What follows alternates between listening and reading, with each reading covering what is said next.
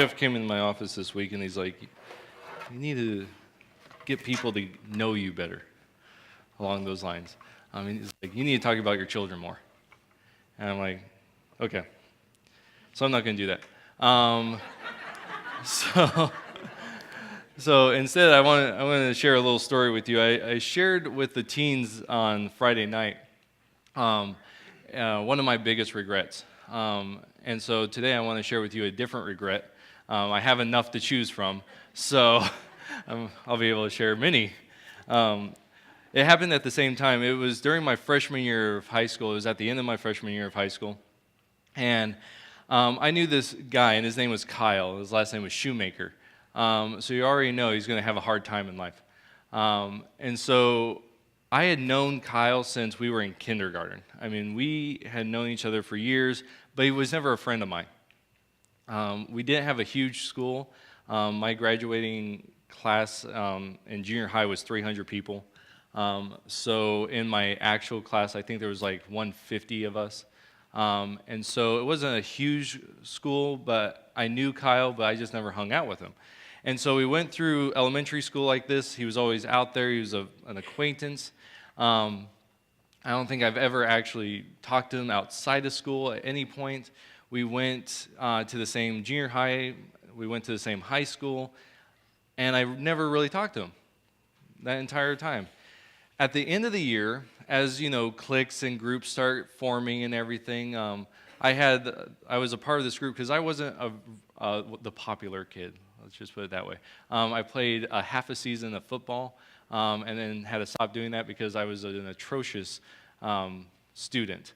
My average GPA up to my freshman year was like a 1.9, and so it was pretty bad. And so then it was just, I hung out with this group that included all kind of the rejects, all the people that, didn't really fit into any other group. And so I had my two good friends, and then we had all these kind of just people that were there, and Kyle was one of them. Now, at the end of my freshman year, our emotions kind of got high, right? As young teenage guys, we had a lot of fights going on in our school. And so a lot of guys were just fighting. Why? Because they were guys and they needed to let off steam, and so they would get in fights. Well, Kyle was one of these types of guys that liked to talk. He was, to give you a better description of him, if you've ever seen the show The Simpsons, and none of you have seen that because you're all Christians, right? But there's a character in there called Ralph Martin.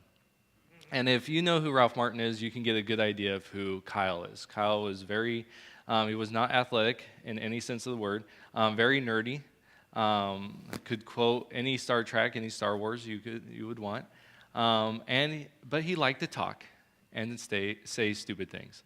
So he had been doing this, from my understanding, throughout the whole year, and there was this one guy that did not like him at all. And at the end of our freshman year, a week before summer break, they got into a fight. And I'm guessing you can figure out who won. It was not Kyle. When this fight started, we were standing off to the side, and Kyle was over there, because there was that. And they started fighting, and it never dawned on me, maybe I should step in here, because I knew Kyle would die. And so at the end of the fight, it didn't last very long. Kyle ended up with a bloody nose and a black eye. I don't think he talked anymore to that guy, though.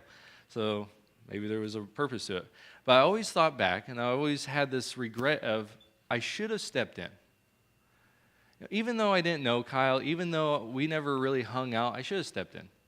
Because I knew Kyle couldn't win that fight, and I knew the guy would have pummeled him. And just a few days before that, there was another fight where a guy, and it was a skater guy, and there was a cowboy. They got into a fight, and the skater guy took the cowboy's head and was smashing it against the concrete. And that could have happened to Kyle. And I didn't even think of stepping in. And it's always been one of my regrets that I didn't step in for Kyle. Now, I've had to step in since then to other situations. It's never been that bad. But it always stuck with me that, Jeremiah, you need to step in. When things happen, you need to step in. No matter what the consequences are for you, you need to step in. because I was bigger than Kyle. I was bigger than the guy that he was fighting. I had more experience in fights. I should have done something, and I never did. And so today we're going to talk about standing up. Don't worry, you don't have to stand up yet. And so we're going to be in the book of Daniel today. You might be going, wait a second, aren't we in the book of Mark? Well, we're going to take a break. We were in a place in the book of Mark where it's a nice little breathing point. So we're going to take that breath, and we're going to see where this goes. This might be a week, it might be 2 weeks of a breath. Eventually we'll get back to Mark. But we're going to be in Mark chapter 1 today, and we're going to look at 3 instances of, did I say Mark? We're going to be in Daniel. We're going to be in Daniel today. And we're going to look at 3 instances of 4 people in situations where they needed to step up, where they needed to stand up. And so we're going to be looking at this, and I'm going to tell you right now that there are 4 names in here, and I'm going to say them once, and then that's it, all right? And I'm just going to call them the 3 friends after that. So we got the situation in Daniel chapter 1, and we're going to start in verse 3, okay? Start in verse 3. So here we go. Then the king ordered Ashpenaz, chief of his court officials, to bring in some of the Israelites from the royal family and nobility, young men without physical defect, handsome, showing aptitude for every kind of learning, well-informed, quick to understand, and qualified to serve in the king's palace. He was to teach them the language and the literature of the Babylonians. The king assigned them a daily amount of food and wine from the king's table. They were to be trained for 3 years, and after that they were to enter the king's service. Among these were some of Judah: Daniel, Hananiah, Mishael, and Azariah. The chief official gave them new names. To Daniel, the name Belshazzar; to Hananiah, Shadrach; to Mishael, Meshach; and to Azariah, Abednego. But Daniel resolved not to defile himself with the royal food and wine, and he asked the chief official permission not to defile himself. And so you have a situation here. It's very common that an empire would go in, they would conquer an area, and then they would take out the ruling class, the educated people, and they would take them away because it made the ruling the common people, the uneducated people, that much easier. There was no one to be there to incite rebellion, and so they would take them. And so Daniel and his friends were a part of that ruling, that upper class society. And so they were picked because they looked good, they were intelligent, and the king was like, okay, we want these people, we want to use them. We want to use them for the benefit of the country. And so that's what they do. And I have to tell you, Daniel is not very old at this point. He's probably late teens, early 20s, and he is given all from the king. He's given a nice place. He's given the food, it says, from the king's table. And I want to ask you to think back when you were 17, 18, 19 years old. If someone came to you and say, hey, I'm going to put you in the lap of luxury, would you be like, no, thank you? I know if I was then, I'd be like, just bring it. Yeah, as much as you want. Fill me up. Right? And so Daniel and his 3 friends, they're there, and Daniel decides, no, I'm not going to do that. I'm not going to eat from the king's table. And he requests that he gets a diet of vegetables and water. Now, today, we do this on purpose for dieting, right? Oh, I'm just going to eat just a small plate of vegetables and I'll just drink my water. Like, I couldn't have done that. Daniel's saying, this is what I'm going to do. I don't want to defile myself. Now, you might know where it's at. I have not found it within Scripture where this is a command of God to eat vegetables and drink water when you're in a hostile situation. So Daniel and his three friends decide to go along with Daniel, and they all do this together. Now, they do this at the begrudging of their official that's over them. He's like, man, you guys are going to get me in trouble. Daniel's like, give me 3 weeks, okay? At the end of that, let's see. Or at the end of this time, let's see. And so everything looks good. And in verse 19, we actually get this thing from the king, where the king is impressed with Daniel. He's impressed with the three friends, so much so He says the king talked with them, and he found none equal to Daniel, Hananiah, Mishael, and Azariah. So they entered the king's service. So Daniel looks at the situation, and he goes, okay, we're given all this by our captors. Okay, we're not going to do it. We feel like God's leading us down this way. This is the way we're going to go. And so they do that. So that's the first instance. The second one comes in Daniel chapter 3.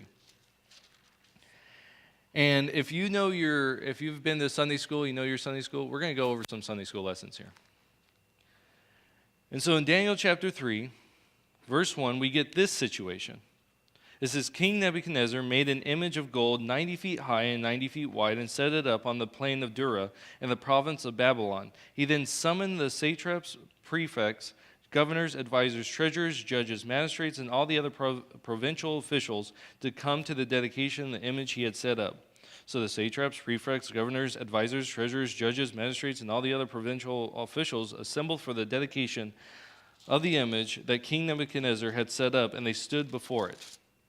And then the herald loudly proclaimed, "This is what you are commanded to do, O peoples, nations, and men of every language. As soon as you hear the sound of the horn, flute, zither, lyre, harp, pipes, all kinds of music, you must fall down and worship the image of God, that King Nebuchadnezzar has set up. Whoever does not fall down and worship will be immediately thrown into a blazing furnace."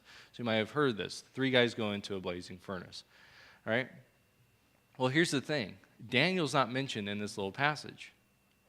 So wherever Daniel is, maybe he's out, checking on other things, wherever he is, these 3 friends have to make a decision. Now, remember, in the first situation, Daniel made that decision, and they went along with it. Well, now their leader's gone. So what are they going to do? Well, they decide, we're not going to bow down. Because unlike the first one, which it was a leading of the Spirit of what not to do, this is a direct violation of Exodus 20. And the second command of God, of the 10 Commandments. Don't make yourself for any idols. Anything made with your hands, don't worship that. Okay? And so in this situation, they're going to say, okay, Daniel's not around. We're still going to follow God. We're still going to do what God says. And so they don't. They don't worship the idol when the music starts. And this does not sit well with the king. He's not happy with these 3 guys. And so he brings them in, and he tells them, you need to bow down. And in verse 16, we get their reaction. Shadrach, Meshach, and Abednego replied to the king, "O Nebuchadnezzar, we do not need to defend ourselves before you in this manner. If we are thrown into the blazing furnace, the God we serve is able to save us from it, and he will rescue us from your hand, O king. But even if he does not, we want you to know, O king, that we will never serve your gods or worship the image of gold you have set up." I got to say, that's pretty brave of them. Because it's certain death, right? Nowhere in the history of the Israelite people has this situation come up where they're going to be thrown into a furnace. And so these 3 guys are like, okay, God can save us. If he doesn't, we're still not going to do it. We're still going to stand for what he has called us to do. And so they get the furnace extremely hot and throw the 3 guys in. Now, if you know the story, you have the 3 guys get thrown in, and all of a sudden there's a 4th one in there. God's walking among them. And the idea that we look back through Scripture, it's the Son, it's Jesus walking among them. And so, but they have this situation, and they're in there, and they're walking around having a good time, apparently. And the king says, okay, bring them out. Bring them out. And when the people go in to get them, they get burned. And so they come out, the 3 friends come out, and in verse 28, this is what it says. Then Nebuchadnezzar said, "Praise be to the God of Shadrach, Meshach, and Abednego, who has sent his angel and rescued his servants. They trusted in him and defied the king's command and were willing to give up their lives rather than serve or worship any other god except their God." I see a little change in the king's attitude. At first he was angry with them. Now he's mystified. And he's like, wow, their God's real. And he even says, I love how he says, they defied the king's command and were willing to give up their lives rather than serve or worship any god except their own. And so you have these three friends that stand up. And so there's our second circumstance. Let's go to the last one. This comes from chapter 6, and this is probably the most popular one. In fact, if you walk down that little hallway on your left-hand side, you'll see this image. All right? Chapter 6, we're going to start in verse 4. So what's going on? Let's just real quick. The king is looking at, a new king, Darius, is looking at putting Daniel as his second in command. All right? At that, verse 4, at this, the administrators and the satraps tried to find grounds for charges against Daniel and his conduct of government affairs, but they were unable to do so. They could find no corruption in him because he was trustworthy and neither corrupt nor negligent. Finally, these men said, we will never find any basis for charges against this man, Daniel, unless it has something to do with the law of his God. And so Daniel's about to become the second in command of the entire kingdom. And there are people that don't like that idea. Probably because, one, he's a Jew, and he shouldn't be second in command of this Persian empire, this Babylonian empire. And so they decide, okay, let's look at all that he does. Well, he does everything great. We can't find anything wrong with him. Well, there is one thing that we know that he will not do. That's he won't worship the gods of this nation. And so they figure out, well, wait a second. The king, we consider the king a god. Let's go to the king, and let's make it so that everyone has to worship the king for the next 30 days. And so they go to the king, and they do this, and the king goes, hey, I like that idea. Yeah, everyone worship me. That's a good idea. And so he sends out a decree that if you don't do this, if you don't worship the king, then you're going to be thrown into a lion's den. Now in verse 10, this is what it says. This is Daniel's reaction. Now when Daniel learned that the decree had been published, he went home to his upstairs room where the windows opened toward Jerusalem. There, 3 times a day he got down on his knees and prayed, giving thanks to his God, just as he had done before. He did nothing different. He did the same thing he did. The only thing he didn't do was worship the king as a god. And so we see in him, he just continues to stand up. Why? Because this is a direct command of God. This is command 1. Have no other gods before me. And so we see each of these guys standing up for what they know. Now with Daniel, whereas Nebuchadnezzar was very upset with the 3 friends, Darius is very upset, but in a different way. Nebuchadnezzar was frustrated, was angry. Darius was upset because he didn't want to see Daniel die. And so he takes Daniel and is like, this is the decree. He throws him into the lion's den. And then he doesn't sleep very good that night. He gets up, he runs to the lion's den. He has the rock moved, and he yells out, Daniel, did your God save you? And Daniel says, yes. He brought an angel in, shut the mouths of the lions. And so this is the response of the king. Verse 26. I issue a decree that in every part of my kingdom people must fear and reverence the God of Daniel, for he is the living God, and he endures forever. His kingdom will not be destroyed. His dominion will never end. He rescues and he saves. He performs signs and wonders in the heavens and on the earth. He has rescued Daniel from the power of the lions. I see within Darius there a change of, this is a real God. It's more powerful than I am, apparently. And so we get this 3 situations, right? We have these 3 situations. First one, it's where God was leading Daniel and his friends agreed with him. In the second one, the leader was gone, but the 3 friends said, no, this is the direct thing of what God has for me. I need to follow it. And then Daniel does the exact same thing. This is the decree that God has given me. This is the command. I need to follow it. And he continues to do the exact same things that he had been doing before, worshiping his God. And there's a theme through all of this. And the theme comes from a reflection of Peter. Now, we've been talking about Mark in the book of Mark and how Peter is this guy that constantly gets his foot in his mouth, constantly says dumb things, constantly speaks out of turn. When he does say something, it's dumb. When he doesn't say something, it's because he's afraid. Later on in his life, Peter writes this, okay? And Peter writes this. This comes from his first letter. And in his first letter, where am I? In his first letter, he says this. This is 1 Peter 3, verse 13. Who is going to harm you? He writes this to the church. Who is going to harm you if you are eager to do good? But even if you should suffer what is right, you are blessed.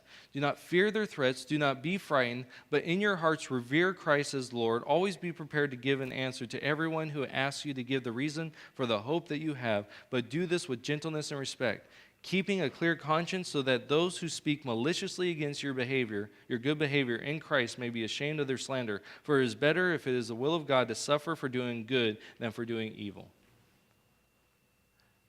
If we look back on those three instances, those three circumstances, isn't this what they're doing? I mean, the big one, the 1 Peter 3:15, it's one that we speak in church. It says, but in your hearts revere Christ as Lord. Did they revere Christ? Did they revere God? They were revering him enough that they were willing to die. They were willing to honor God and so die for that honoring of God. The next part of that, always be prepared to give an answer to everyone who asks you to give the reason for the hope that you have. Did they? Yeah. We're doing this because we're following God.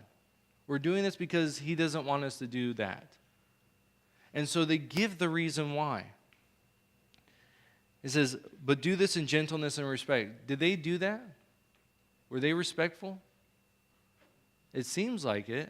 It seems like they were very respectful. They're saying, look, here's the reality. I know sometimes we can think that, well, respect is telling someone what they want to hear.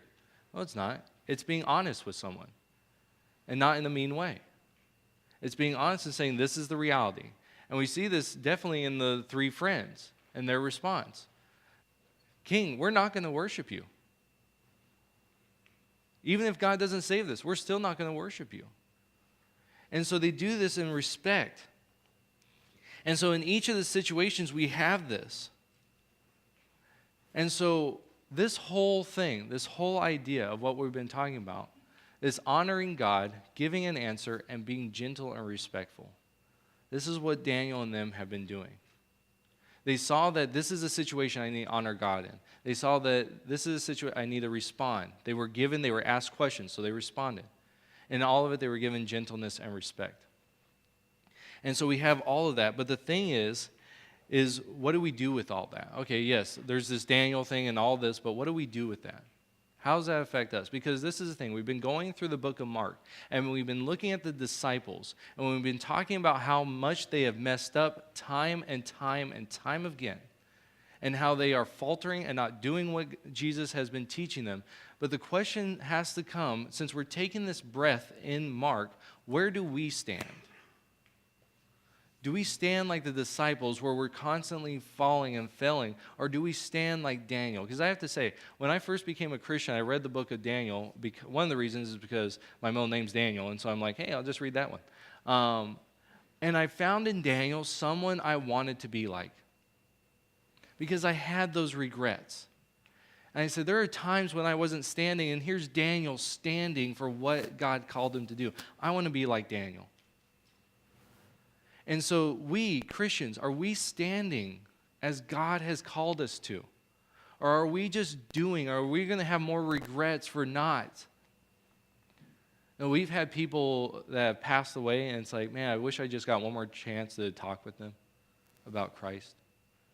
You know, and we have these regrets, man, I wish there was that one time I wish I would have done this differently.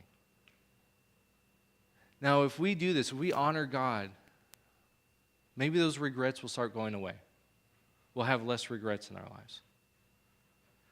And so, but the thing is from this, we have to think about what's going on, because our work, Our goodness, our good deeds, and our speech have to go together. Because here's the thing. A lot of times we talk about doing or just talking or doing good, right? We're just talking about doing good. The church needs to do good, which is right. We need to do good. But the thing with doing good is if there's nothing to say why we're doing good, then what's the point? In Romans chapter 10, Paul says this in verse 14. How then can they call on the one they have not believed in? How can they believe in the one whom they have not heard? And how can they hear without someone preaching to them? There has to be number two, right? If we're going to do good, there has to be speech behind it. When we're asked, why are you doing this? We have to give a reason. There has to be that. But the thing is we also have to do the good. Our words without the action are just as bad. If we're not doing good, then we're not fulfilling everything, right? We're not actually honoring God. In 1 Peter, it talks about who is going to harm you if you are eager to do good. But even if you should suffer for what is right, you are blessed. Then it goes on, verse 14, for it is better if it is God's will to suffer for doing good than for doing evil. So doing good is necessary. In Mark 9:41, Jesus says this, truly I tell you, anyone who gives you a cup of water in my name because you belong to the Messiah will certainly not lose their reward. Action and speaking need to happen. We need to be able to do this. Exactly what Peter is talking about here. In fact, we're going through this situation or this Sunday school class. We're going through the Sunday school class, and we're talking about Sam Harris. Sam Harris is an atheist, and in his talk, throughout an 11-minute talk that he gives, he says of Christians that they're unintelligent, that they are narcissistic, and that they have no moral ground to step on or stand on. Now, it's really easy to be like, well, that guy's a jerk, and he's a loser, and I hate that guy. But the thing is God does not call us to that. God does not call us to act in that way towards other people. Instead, what does he call us to do? To be respectful and honoring and gentle. And so we have these things. So it's not just that we are supposed to do good. We're supposed to do good and have a reason why we're doing good. And on top of all that, we're supposed to be gentle and honoring and respectful to people. That's a huge thing. That's what God requires of us, though, which is a lot. Because I got to tell you, there are times when I don't like people, and I don't want to do good for them. And if I do good to them, it's begrudgingly, and I don't want to do good towards them. And then it's like I'm doing this not out of respect or gentleness, but I'm doing it because I have to. And then why am I doing this? Well, because I have to. Yet God calls me to honor people, to be gentle, to do good, and to be able to give a reason why. And through all of it, I need to honor God. And so it's really hard. But if we do this, then we fulfill what Jesus says in Matthew 5:16, which is, in the same way, let your light shine before others, that they may see your good deeds and glorify your Father in heaven. My honoring of God, my speaking why I do good things because of God, me being gentle and being respectful is not for me. It's for the God who saved me. You know, we just went through communion. God has done so much for us. Not just on the cross. I mean, that is the pinnacle. But even in daily matters. If we have food tonight, God has supplied it. If we have air to breathe right now, God has supplied it. If any good has come to our life, God has supplied it. And so what is required of me? To do good so that God can be honored. To speak so that God can be honored. To be gentle and respectful so God can be honored. So how can we do this? Well, this is my challenge for you this week. It's very simple, okay? Very simple challenge. Find someone that does not know Jesus and do something good for them. Okay? Find someone that does not know Jesus and do something good for them. Could be a neighbor, could be a family member, could be whoever. Do something for someone that does not know Jesus and do it out of for no other reason but you want to honor God. All right? If given the chance, share why. Why would you do such a thing? Because I honor God. God has done this for me. I want to show you. God has loved me. I want to show you love. Okay? And then the last thing, be respectful and gentle. Because I'll tell you right now, I've done things for people, and they have not appreciated it. They've not been okay with it, especially because I'm a Christian, especially because most people know I'm a pastor. They're like, you're just doing that because you want to get me in your church. It's like, that's only part of the reason, guy. But I want to do it because I want to show you love. Yeah, you guys are all hypocrites and stuff like that. And it's easy to respond with, well, you're a jerk too. So, I mean, like, come with us. I mean, you're in the perfect place then. And it's like, but it's hard to be gentle. It's hard to be respectful when you get that response. Yet God has called us to that. And so my question to you today, are we going to stand as God leads us to stand? Or are we going to have those regrets of, I could have done it differently? On the day of judgment, are we going to stand in front of God and go, I have regrets? Or are we going to stand in front of God and say, I honored you with my life? That's the question we need to ask of ourselves today. Let's pray. Heavenly Father, thank you for today. Thank you for the goodness that you give us through your word. Thank you for the people that you've shown us to be able to know and to see where they fall and where they've done good. Father, I thank you for everything that you've done in the lives of your people here. Father, I pray that you give them the strength through your Spirit to do honoring things this week and to do things that are good. You would give them the words to speak through your Spirit, and that they would do all things with gentleness and respect. And Father, I pray that as a blessing over them, that this is the things that they are going to accomplish this week. So Father, I thank you in your Son's precious name. Amen.